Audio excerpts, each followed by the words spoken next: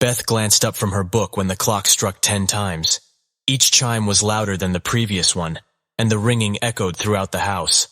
She seemed taken aback, as though this daily occurrence at 10 o'clock was unexpected. She glanced down at her book, noticing that the page hadn't been turned in some time. She felt disoriented, not remembering the last thing she had read.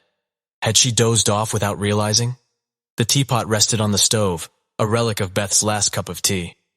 Though she assumed the tea was now cold, she still thought about pouring herself another cup.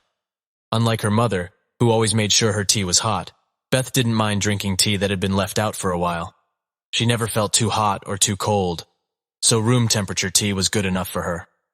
Beth rose from her chair, stretching her arms up towards the ceiling. She twisted her body in the opposite direction, clasping her fingers behind her back. She felt like she had been sitting for an eternity and shook her head, watching her thick curls bounce with the movement. She was so pleased with her ringlets, almost as pleased as she was with her baby blue dress.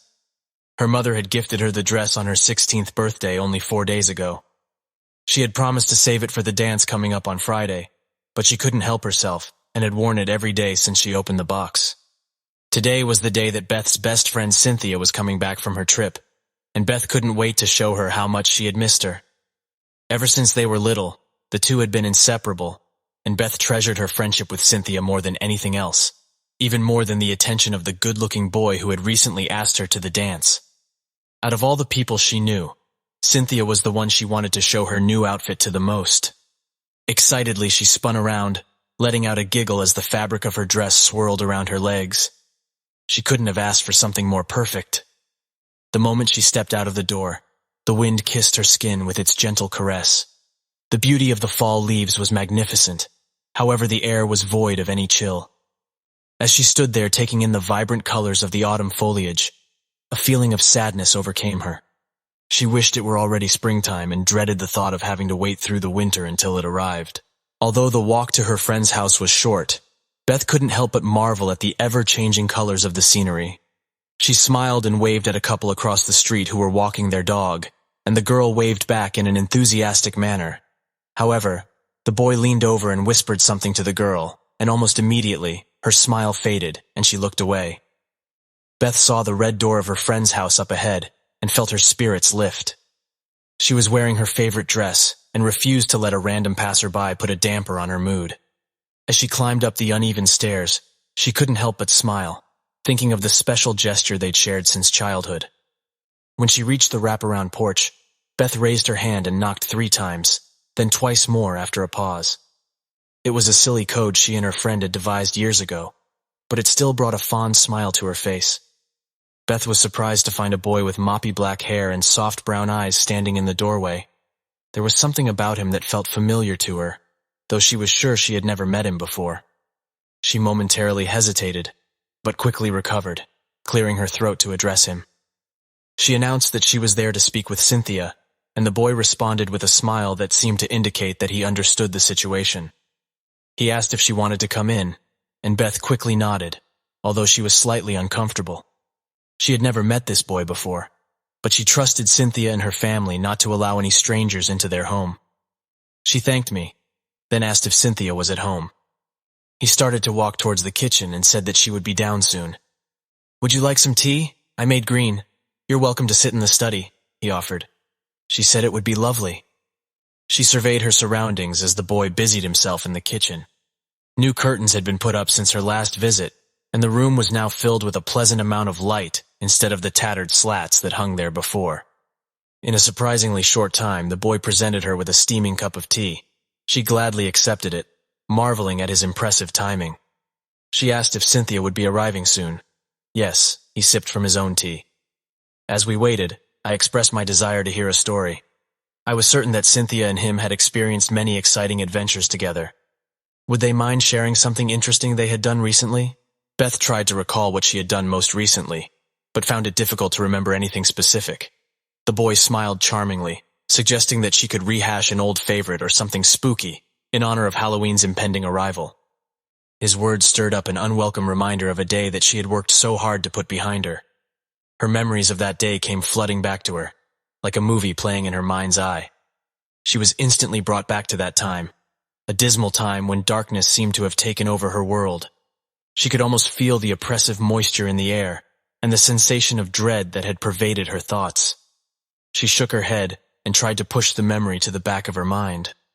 There was no way she could tell anyone about it. Instead, she searched her mind for a different story that she could share with him while they were waiting. After a few moments, she settled on a much less risky tale. Cynthia and I were just kids when we decided to build a treehouse, but we soon realized that we didn't have enough materials. We thought that if we took some things from the house, no one would notice. Beth laughed a little to herself as she remembered our plan. Taking what we needed, we managed to create our treehouse. She paused, her gaze falling on the area where the old chair had been. In its place now was a bulky brown sofa-like chair that seemed to almost shimmer. She had never seen it before, and wondered where it had come from. The boy asked, "What did you take?" She said something about taking pieces from furniture, but she seemed disoriented. We had gone to work on our little project over the course of a few weeks, and only then had our parents noticed. We had cobbled together a precarious treehouse, and in the process, ruined several chairs and end tables. We felt proud of ourselves, but it was too late to undo the damage. I had never seen her father so angry.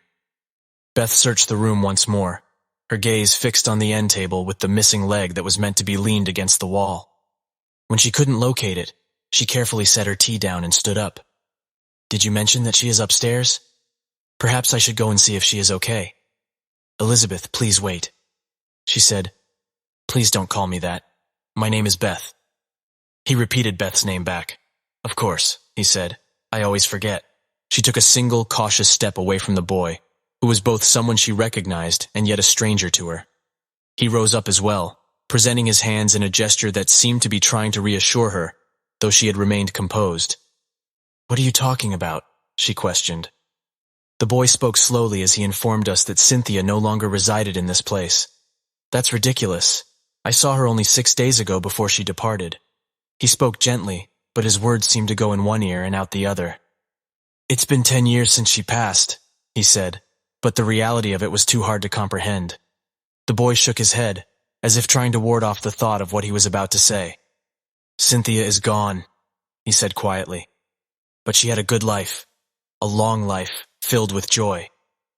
Beth burst into tears. She angrily swung her arm and inadvertently struck the cup she had just drank from. It flew off the table and smashed on the floor, making Beth jump back in surprise. She felt a small piece of it graze her ankle. "What do you mean she lived a long life? She's only 16, she exclaimed. The boy spoke in a matter-of-fact tone, almost implying the impossible. Beth was ready to take off up the stairs to look for her friend, but the boy's expression held her in place. His eyes had a knowing glint to them, as if he was aware of something Beth had yet to discover. "Look down," he said. Beth hesitated, wondering what he was getting at. Suddenly, it dawned on her.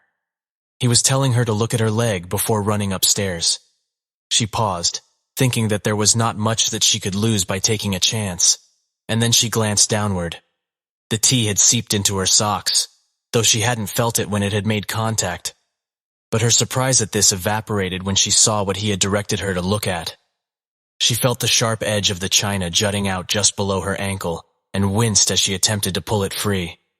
In an instant she knew this was a mistake, as she was now exposed and there was no way to stop the flow of blood. She couldn't believe her eyes. There was no blood, no matter how hard she looked. Instead, her skin had been sliced cleanly in one small area, and when she continued to stare, she noticed that there were even more tiny cuts, nicks, and scrapes that had been inflicted with no blood whatsoever. Her skin also appeared to be darker than usual, almost as if it had been singed. Nothing in this situation made sense to her. She nervously glanced up at the boy, wondering what he had done to cause her fear. However, she soon noticed an expression of sympathy and sorrow had come across his face.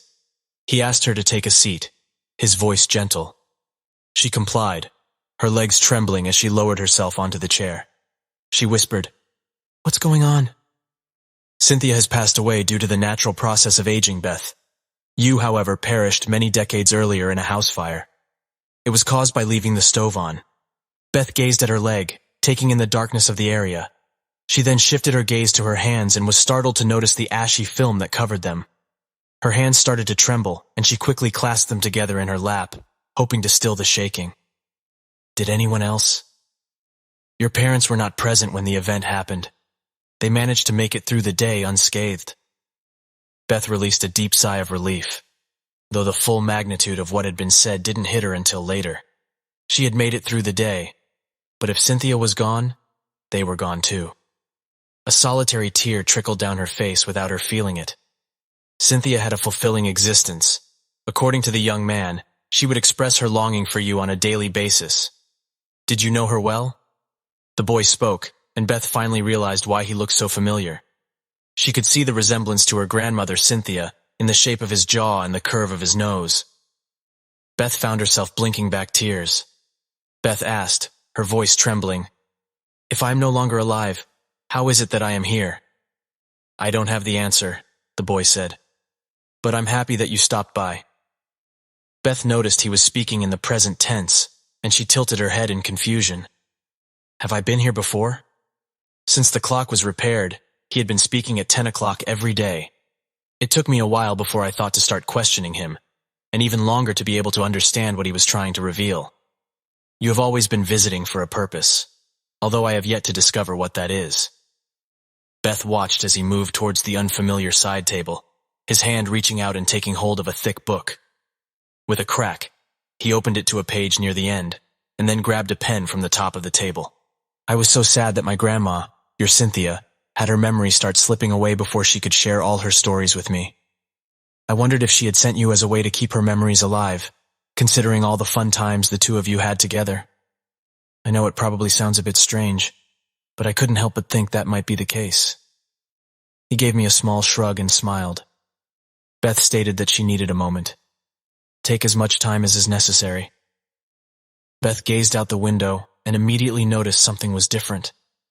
The cars outside seemed more rounded than she remembered, and a young girl wearing peculiar clothing walked by.